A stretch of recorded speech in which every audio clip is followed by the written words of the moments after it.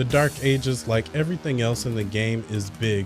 It's a summer blockbuster event with everything on the line, and you're the star of the show. Welcome to the channel, and today we'll be going over the entirety of Doom the timeline from start to finish, determining where exactly Doom the Dark Ages is going to take place. Whereas many franchises may begin with the game that was released much later than the first, the story of Doom begins with the 1993 original game. It's about as simple as Doom can really get, to be honest.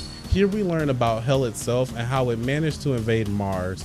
The Union Aerospace Corporation has been running volatile experiments involving the process of teleportation. In conducting these experiments, the UCA scientists accidentally opened up a gateway that allowed demons to invade, tearing apart the facility and the staff apart. Deimos, one of Mars's moons, is completely taken off the grid, causing the UAC's base on Phobos, Mars' other's moon, to sound the alarm and request assistance. Enter the man we know as Doom Guy, a disgraced Marine who is forced to accept the task after refusing to follow his commanding officer's orders. Unfortunately, by the time Doom Guy arrived, everything is too late.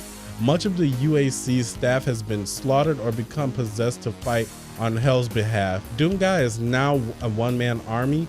Not only does he manage to storm through Phobos by the skin of his teeth, he even manages to reach the missing Deimos where the invasion began. Soon after, Doom Guy breaks into Hell itself and discovers the source of the invasion, the head honcho himself that led the entire operation, the Spider Mastermind. A few BFG shots and some assault rifles with the plasma rifle, beginning and end to the fleshy cybernetic spider, and the galaxy is at peace once again, or so we hope. Upon entering a portal to return to Earth, Doom Guy finds that his home is not what it used to be. While he was away, Hell managed to invade and conquer almost all of Earth. Yes, this is where Doom 2 begins. Hell on Earth begins as Doom looks for Survivor and helps propel them into space. While he tries to eradicate all of Hell's forces, sure enough, a massive war between the one-man army and the demons ensued, with a colossal icon of Sin leading the charge. A few rockets to the Sin's exposed brain brings an end to the conflict, allowing the humans to return home and begin rebuilding society. Shockingly, this horrible series of events does not hinder the UACs in any way, shape, or form. The corporation is allowed to resume their activities so long as they can mitigate things from escalating like this again. Their solution is to coat all areas where the UAC staffs are not operating the obscene levels of nuclear radiation. Like nothing can possibly survive this, not even a cockroach level of radiation, yet somehow something did survive it. And this is where Doom 64 comes in. The UAC receives a ping from one of their satellites signaling that something has survived and broken through the barrier. But by the time they can react, it's too late. The mother demon had resurrected dead demons and soldiers to conquer the UAC's facility, and it's up to Doom Guy yet again to drive Hell back to where it came from. While venturing through the UAC and Hell, he learns a secret weapon called the Maykrs, a laser rifle. When powered by 3 demon keys, it can eradicate almost anything in its path.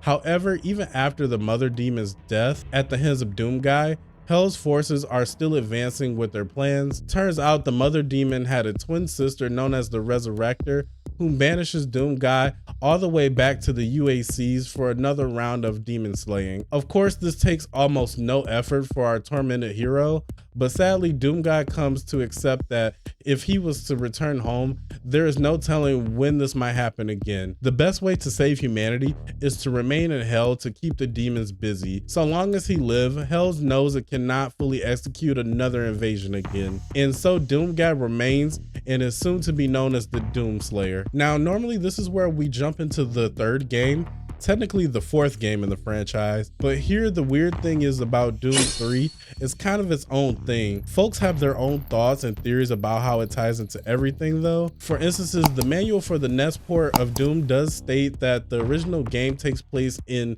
2022, and with Doom 3 taking place in 2145, it's safe to say that Doom 3 was a separate event that occurred while Doom Slayer remained in Hell. Besides, Doom 2016 Reboot takes place 4 years after the events of Doom 3, meaning much of what happened in Doom 3 is more or less isolated. Regardless, it's worth mentioning that the UACs grew substantially over this time period. Operations expanded tenfold with the bigger bases and more advanced technology, more staff, and more of everything. And of course, more problems occurred. The staff becomes deeply disturbed with possessions of mysterious artifacts, and certain staff members become corrupt with power given by their positions on the UCA's totem pole. Turns out one Dr. Malcolm Betruger has been trying to revisit the idea of teleportation and experiment. And just when one panicked scientist tries to warn the UAC back on Earth, all hell breaks loose. Literally all hell broke. A teleportation experiment goes terribly wrong, allowing hell to repeat and invade practically all the events of the first game. Luckily, an unnamed Marine was on site this time and manages to repeat the Doomsayer's success while taking down all the corrupt authority figures within the sector of the UAC. As the events of Doom 3 occurred, the Doomslayer was suffering through a life-ending fight, endless rage, and endless bloodshed. Through his fury would come to a moment of respite in a mysterious land known as Argent, where he would be captured by an ancient race of being dubbed as the Sentinels. The Sentinels sees the Slayer's potential. Despite his broken mental state, the Slayer could be refitted into a formidable soldier for the Night Sentinels and help them bring the end to hell once and for all. The plan was to assault a city vital to hell, the city of Terrence Nabad. To assist in their fight, a group of alien beings called the Maykrs bestowed a significant power onto the Slayer, as well as a deadly weapon to smite his foes, the Crucible. With this aid, the Night Sentinels would carry out their attack. This massive war is likely where Doom the Dark Ages will take place, or at the very least lead up to. Developer ID Software has already confirmed that the Dark Ages will serve as a prequel to Doom 2016, and that will be facing a notorious target that appeared during this war, the Dreadnought Titan. To possibly not spoil the ending to Doom the Dark Ages, though this could be the start to a series that leads up to Doom 2016, but the Slayer and the Night Sentinels gained the upper hand and were about to finally end the war. That was until the third faction joined the fray and tipped the scales, the Maykrs. Yes, those seemingly noble assistants to the Sentinels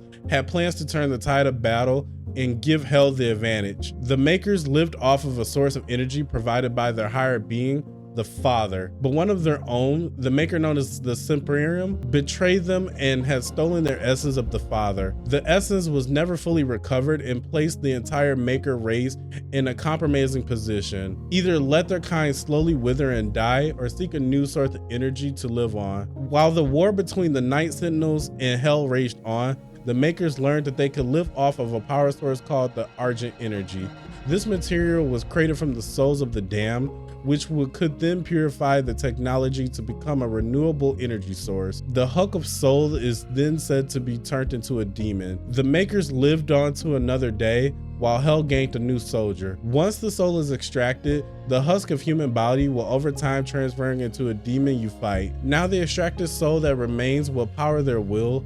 The essence of the sudden betrayal put the Slayers and the Night Sentinels at a severe disadvantage, and it didn't take long for Hell and the Maykrs to plot a trap that would imprison the Slayers. Allies of the Maykrs, known as the Hell Priests, sacrificed their own temper in Cagnir's sanctum to trap and encase the Slayer within a massive sarcophagus. Hell was finally free to attempt yet another invasion on Earth, starting where they did the first time. Demonic presence and unsafe lockdown in effect. This is where Doom 2016 starts out, and where our stories between the events of Hell and the Maykrs of Traitor cross path. The one known as the Saffron received a message from their father following their disappearance. According to the father, the human race was bound to discover the power of the Argent energy as they continued to operations on Mars. And if Hell was able to be eradicated, the Maykrs and the Sentinels would need mankind's help. Transferring his consciousness into a cloned human named Samuel Hayden would now help the UAC's mining and scavenging operations on Mars, while accelerating the human eventual discovery of Argent energy. Unfortunately, Hayden would discover that things would have taken a turn for the worse. While on one of the many UAC's expeditions, Hayden and his team came across a mysterious sarcophagus. Shortly after extracting the sarcophagus, Hayden grew suspicious of one of the UAC's members under his own rule, one Dr. Olivia Priest. Priest was put in charge of researching and solving Earth's own ongoing energy crisis, and when she came into contact with the Argent energy, it soon caused damage to her spine. She was not bound to a wheelchair for long until she underwent a surgery that transplanted her body into an exoskeleton and made of titanium. But what truly changed Pierce is when she established contact with Hell and was promised not just a cure for her illness, but what truly changed Pierce is when she established contact with Hell and she was promised not just a cure for her illness, but to wield powers of a god. But first she would have to aid in the Slayer's capture and make sure his sarcophagus was never found. The mission failed, however. Pierce sabotaged Hayden and the UAC's entire operation by opening the portal between Mars and Hell caused the death of hundreds of her fellow staff members. Hayden was able to isolate himself on the other hand and open the Slayer's sarcophagus remotely. Once again, it was time to rip and tear until it was done. All until he finally cornered Pierce and Argent. Pierce had been mortally wounded and was quickly sacrificed and transformed into the Spider Mastermind. Hell promised her Hell godhood and they delivered. However, it was not enough to stop the Slayer. With the Spider Mastermind defeated once again, Hayden manages to teleport the Slayer back to the UAC. Though this time their meeting had been brief, Hayden acknowledges that the Slayer could possess a threat to his own plans in saving the Maykrs and stopping Hell. And so he sends the Slayer to an unknown location. Hayden returns to Earth and informs mankind about the impending war with Hell. Despite all of their efforts, all of their time planning, and the acceleration of the human race discovering the Argent energy, it was not enough. Hell invades Earth once more and succeed in conquering the entire planet, thus setting forth the events of Doom the Eternal. Some humans survive, though they know their doom is imminent. Unbeknownst to them, one is hearing their cries for help from a nearby space station. Just outside Earth's orbit lies an ancient space station called the Fortress of Doom. At some point between the events on Mars and the second invasion of Hell, the Slayer had discovered this mystical base made of the Maykr technology. It was here that the Slayer would be able to teleport to the Earth and back as he hunted down the Hell Priest, the Maykrs, and of course the forces of Hell. And as expected, he brought down every single one of them, regardless of how much they threw at him. Both the Con Maker and the newly resurrected Icon of Sin were defeated by the Slayer, saving Earth once more and allowing them to enter a second era of rebuilding. While Earth begins another period of recovery, the Slayer sets out to tie up loose ends in the DLC for Doom the Eternal, The Ancient Gods Part 1. It was here that Hayden reveals all to the Slayer. He tells the Slayer all about the Maykrs, their biology, and his soon true-to-be intentions to turn the Slayer and all of humanity into servants of God. The Emperor orders the Slayer to locate the Father's essence, but as soon as he does, the Slayer turns on him and destroys the Father's essence instead. The Emperor fights the Slayer as a last resort, but soon succumbs to his own injuries. Only one last target for the Slayer to hunt now: the Dark Lord himself. Ancient Gods Part 2 depicts one of the massive war between the Slayer and the Dark Lord. And to no one's surprise, the Dark Lord is defeated, but because of their shared connection, the Slayer falls unconscious before being imprisoned in his sarcophagus by the Maykrs. Could unknown ages be at play here? Could there possibly be more traitors within the Maykr zone? Or maybe even one within its own Sentinel? Whatever lies ahead in Doom the Dark Ages, perhaps this step backwards is necessary to propel the story forward and hopefully towards a much more cohesive end. Tell us what you're looking most forward to in Doom the Dark Ages in the comment. Be sure to like and subscribe and catch me on Twitch as I go live 4 days a week at 9:30 Eastern Time. Take care and stay alpha.